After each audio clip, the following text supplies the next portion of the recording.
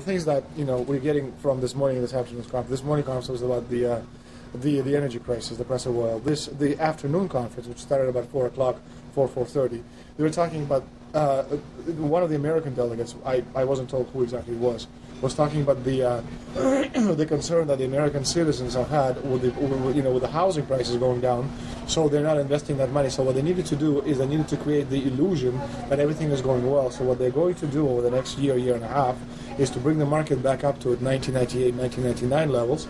They're going to get all the suckers to invest whatever little money they have left over, and that's when they're going to make the economy bottom drop out. They need to destroy the economy because as we're running out of oil, when people don't travel, at least that's what they're saying, when people don't travel, when people don't have money, they don't travel, they don't spend any money, which means you don't waste a lot of oil and natural gas. That's the afternoon. So how does this source, just ballpark, so you have the sources. Well, actually, there are two people who are members of the Bilderberg Club. It's actual members. They're members of the Bilderberg Club who for years and years and years have been going and participating in all the conversations. They've always been dead on, always. And last year they said the oil prices are going to go up to 150. At the time it was 39. It went up to 76, basically doubled. If it doubles again, it's going to be back to where these people say. They attack Iran and will it? Year after year, Estelin and other reporters like Jim Tucker are able to report on future events with stunning accuracy, all because they know the agenda of the Bilderberg Group. The Bilderberg Group sits at the top of the world power structure. 125 of the richest and most influential individuals on the globe make up its membership. From Istanbul, Turkey to Chantilly, Virginia, we have tracked the elusive Bilderberg Group. Bilderberg always insist on a media blackout. By June of 2008, we had already figured out that Barack Obama was the elite's puppet of choice. The national media claimed that during the weekend the Bilderberg Group was scheduled to meet, that Obama had speaking engagements set for Chicago and the Midwest. We knew better. In a classic bait-and-switch, the Obama campaign told the press corps to get on Obama's campaign plane, and that Obama would join them on the flight to Chicago. Campaign staff then slammed the door shut. The fawning press had been shanghaied as Obama's campaign aircraft lifted off without Obama. Robert, why were we not told about this meeting and that the senator wouldn't be on our flight until the doors were shut and we were about to taxi to take off? Again, we had a desire. Senator Obama had a desire to do some meetings. Others had a desire to meet with him tonight in a private way, and that's what we're doing. We set up these meetings. They're being done tonight. Again, Is there more than one meeting? Is there more than one person with whom? I'm not going to get into all the details of the meetings. I don't know that I've got a ton more different answers for all of your questions. Obama wasn't going to Chicago. He had a meeting to attend, a secret meeting. Initially, it was believed that the secret meeting took place at Clinton's Washington, D.C. home. Obama's spokesman denied that, but won't confirm where the former rivals met. He also declined to comment on their topics of discussion. For a day and a half, the mainstream media engaged in a wild goose chase, trying to find out where Hillary and Obama had gone. 3 cover stories later, the corporate press had to admit they had no idea where the two candidates had gone. And to this day, Clinton and Obama aren't talking. Plenty of sources knew about this meeting, told us and others that it was at Hillary Clinton's house, but clearly it wasn't. In 2008, the trail led us to the Westfields Marriott Hotel, right outside Washington, D.C. We just flew into Washington, D.C. We're driving to the Westfields Marriott. Tomorrow, the hotel's closed throughout the week into the weekend for the Bilderberg Group meeting. We're going to check in the night before. They're going to kick us out tomorrow. So we're going directly into the belly of the beast. The hotel will be filled with at least 5 spy agencies: CIA, Defense Intelligence, Mossad, European Union Security. We checked into the Westfields Marriott 48 hours before hotel guests were scheduled to be thrown out ahead of the annual meeting. The building was nestled in the heart of the military-industrial complex, with the National Reconnaissance Office and Raytheon just a stone's throw away.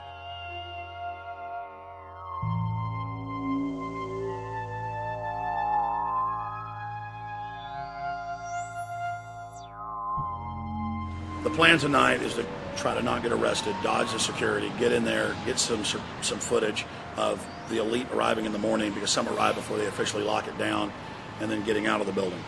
That's our plan. I'm also going to be getting a call by a international syndicated radio show, Coast to Coast AM with George Norrie, and all week he's getting briefings from me every night about things as they develop.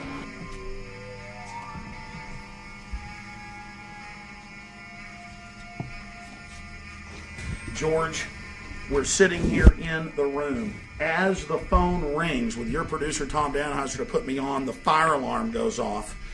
So everybody is exiting the building. I know this is a setup. They timed it exactly when this happened. Open the door. I want them to hear the fire alarm. Open the door. I want people to hear this live to the 16 million people listening.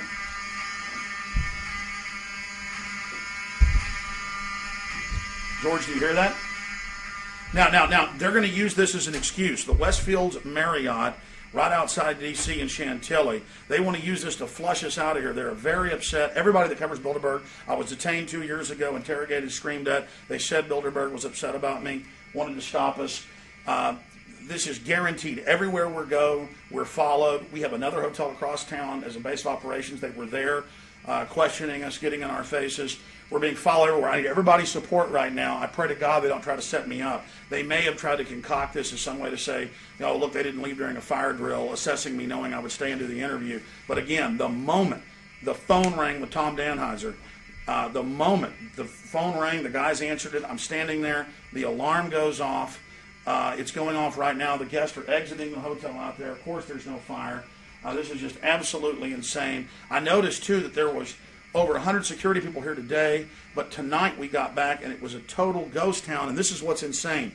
We have a security guy walk up to us 30 minutes ago, about 25 minutes ago, before this happened, and said, "What are you guys doing?" We said, "We're just walking around checking out the artwork in the hotel," which we actually were admiring, but we were also going around getting some footage.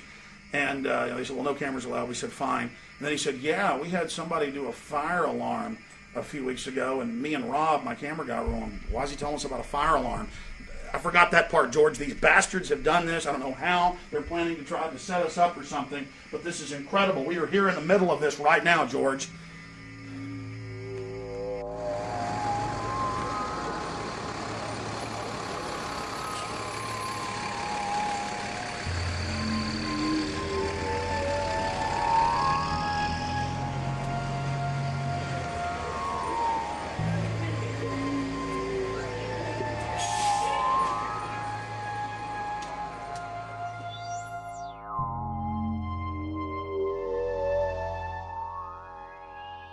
There you go. Stay there. Keep it locked.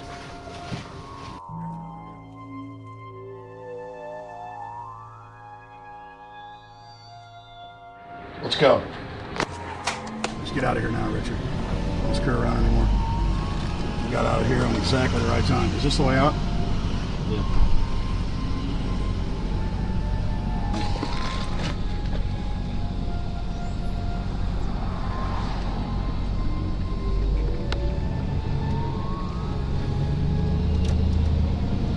Got a car right behind us.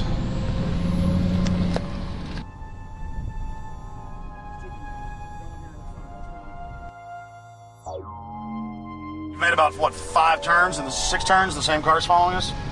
Now looks like he's following us into a... He came out of Bilderberg, he came out of the Westfield. He's being a little bit subtle, but... Not too. There he is. That's him over there in the blue car. Yeah.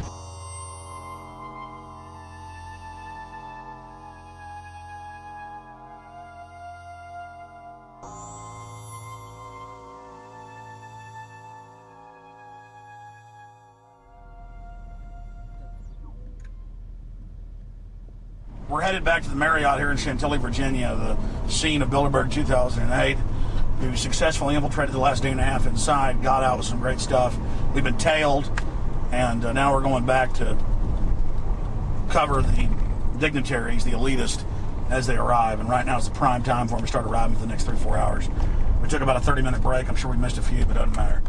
Because we've got scores of people that just organically are listeners, info warriors that are out here taking action. Taping.